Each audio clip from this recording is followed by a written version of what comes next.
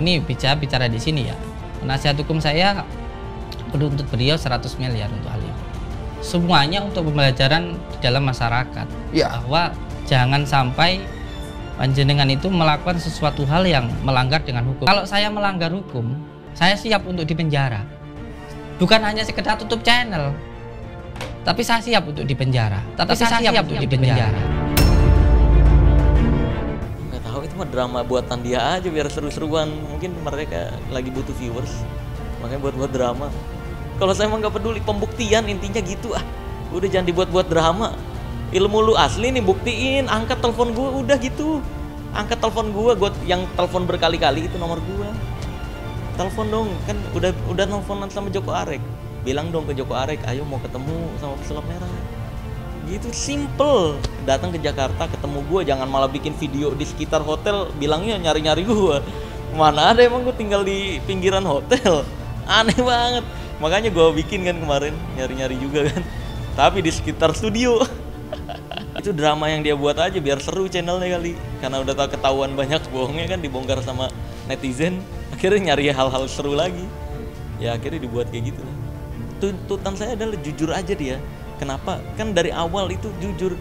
Kalau memang pengobatannya pakai trik, ya silahkan klarifikasi ke media atau ke masyarakat Indonesia. Kenapa pengobatannya pakai trik? Gitu, simple. Kalau pengobatannya asli, buktikan, silahkan bawa pasien yang menurut dia yakin disantet, ketemukan dengan saya, praktekkan di depan saya.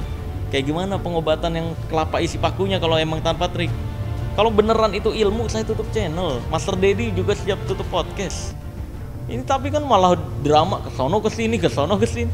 Gak jelas. Tuntutan 100 miliar, laporan kesana kesini. Ih, gak jelas. Si paling ahli drama emang itu. Memiliki bukti. Nah, masalahnya yang bisa melaporkan itu korban. Saya udah mencoba soalnya. Yang bisa melaporkan penipuan dan konten hoax itu korban kalau kata polisi. Saya bukan korban. Tapi karena saya dilaporkan, jadi saya posisinya korban nih sekarang kan. Saya bisa melaporkan dengan tuduhan palsu atau fitnah. Ya nanti lihat ke depannya aja lah. Lihat proses hukumnya kayak gimana dulu, gitu sih.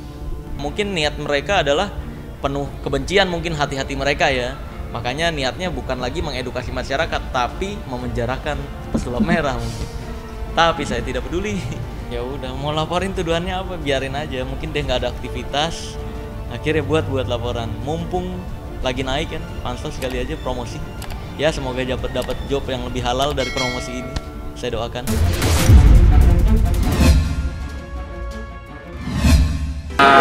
Untuk putusan Riri sama Edrianto ya kami cukup puas ya. Cuman kalau mengenai notaris ini, apalagi Farida yang dimana dia aktor intelektualnya itu, kami ya kecewa ya dengan putusan hakim cuman 2,8 bulan ya. Apalagi mereka sudah 9 bulan di tahanan kan, jadi tinggal 2,8 dikurang 1 tahun 9 bulan ya. Jadi ya saya mohon ya, tolong didengar Pak Presiden, Pak Jokowi, Menteri ATR BPN, ya, Bapak Hadi dan juga Kejaksaan Agung, Pak Burhanuddin ya. Ini kalau mau memberantas mafia tanah ini kayaknya kita akan terus menemui jalan buntu ya kalau aktor intelektualnya itu nggak diapa-apain ya. Ya terus terang aja kami ya sangat kecewa. Kami belum tahu.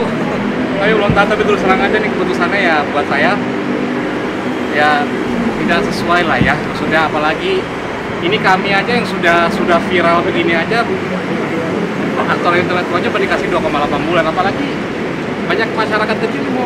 Ya, dan dia terbukti tindak pidana pencucian uang ya. TPPU-nya di mana gitu kan? Udah dibilang sama hakim, udah bilang notarisnya itu sudah termasuk unsur TPPU-nya, tapi apa? Ya itu yang saya nggak tahu. Saya juga akan cari tahu juga ya mungkin, tapi ya semoga ya cabut, semoga semuanya dicabut semua ya. Karena hukuman ancaman hukumannya kan juga dari awal kan lebih dari 5 tahun ya. Harusnya sebagai notaris itu emang harusnya udah dari license-nya izinnya diambil ya. Saya sih kampanye sudah tidak mungkin lagi ya. Mereka tuh sudah mengambil keputusan. Nah itu yang saya tidak mengerti sampai saat ini adalah kenapa notaris ini diberi hukuman yang sangat ringan, itu pertimbangan mereka itu apa? Saya tidak tahu di mana bukti-bukti kayaknya istilahnya mau lolos dari lubang jarum itu nggak mungkin bisa gitu kan. Dan udah dikuatin juga dengan pertimbangan mereka itu kan, udah harusnya dihukum berat gitu. Kenapa sekarang dihukum cuma 2,8?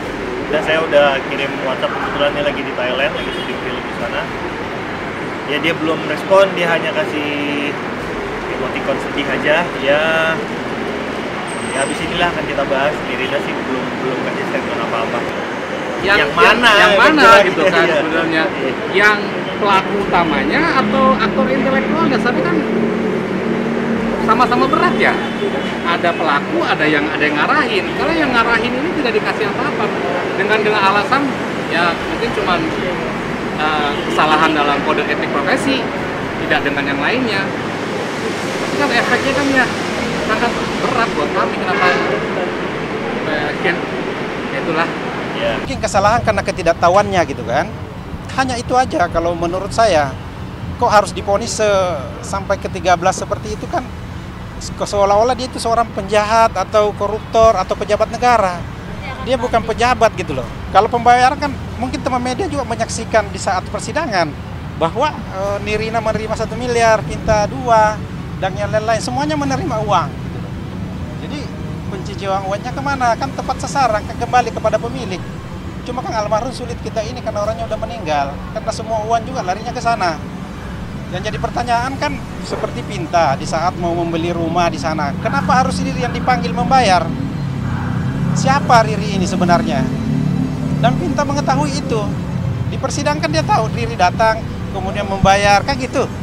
Nirina juga, dia lagi di Bali dikirimi uang oleh Riri, kan gitu.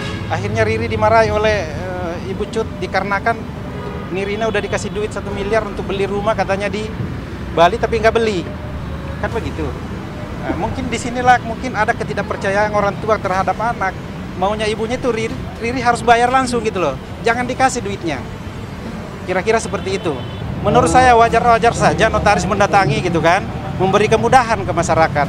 Ini kan yang melapor bukan pelaku langsung gitu kan. Ahli waris. Bukan yang menyuruh gitu kan. Kan Ibu Cut datang ke kantor notaris.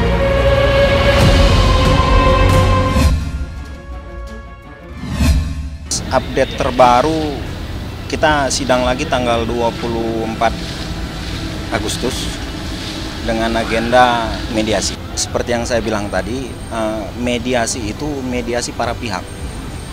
Jadi prinsipal itu yang akan dimediasi oleh hakim mediator. Jadi diwajibkan hadir.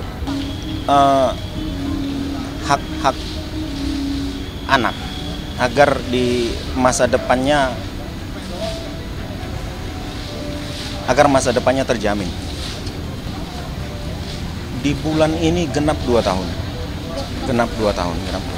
Di Agustus genap 2 tahun berarti 2020 ya.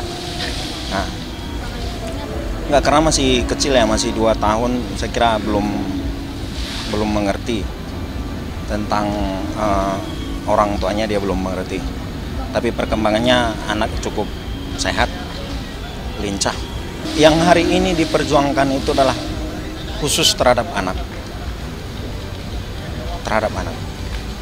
Hak-hak anak yang kita perjuangkan. Iya, anak-anaknya punya hak waris. Siapapun anaknya, ya dia punya hak waris dari orang tuanya. Itu peraturannya seperti itu. Nah, itu saya tidak tahu kalau soal itu. Yang pasti yang kita mintakan itu hak terhadap anak yang dilahirkan oleh Vera. Ya, tugas utama saya itu kan mewakili saudari Vera agar memperjuangkan hak-hak anak. Gitu. Itu tugas utama saya. Kalau terkait orang berkomentar, bahasa mbaknya tadi nyinyir, ya silahkan saja. Kalau sanksi sosial di awal-awal dia sudah hamil itu kan pasti sudah ada ya. Dia pasti sudah mengalami itu. Kalau sekarang saya kira dia Ya nggak pernah nanya juga sih apakah dia terpengaruh dengan media sosial, saya nggak pernah bertanya. Karena tugas saya konsisten di jalur hukum saja.